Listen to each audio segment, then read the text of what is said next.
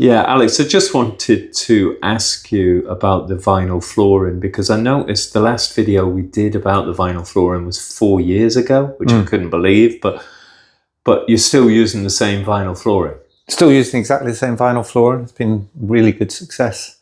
It's very hard wearing. It's a commercial grade vinyl flooring. It's waterproof as well. You know, the thing with laminate flooring, it isn't waterproof.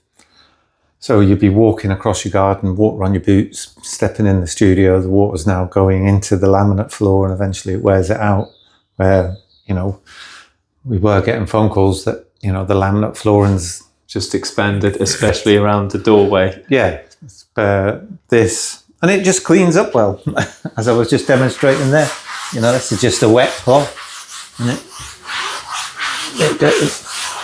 yeah.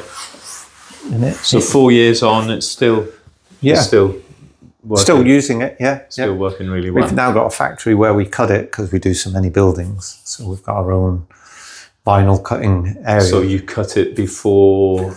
We cut it before it goes out. So right. So that when we unroll it, you can be that accurate with it. Yeah, with our buildings we can. Right. Yeah, so it's all cut before it comes. So again, that saves time on site. Well, it saves time and it saves shipping waste back, because any bits that you cut off have got to come back and go back to the, you know, but ours is cut very accurately.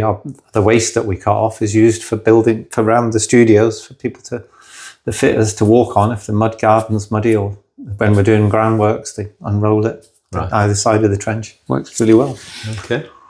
Oh, that's so fantastic. Yeah, it's been a great product. Yeah, brilliant. Thank you.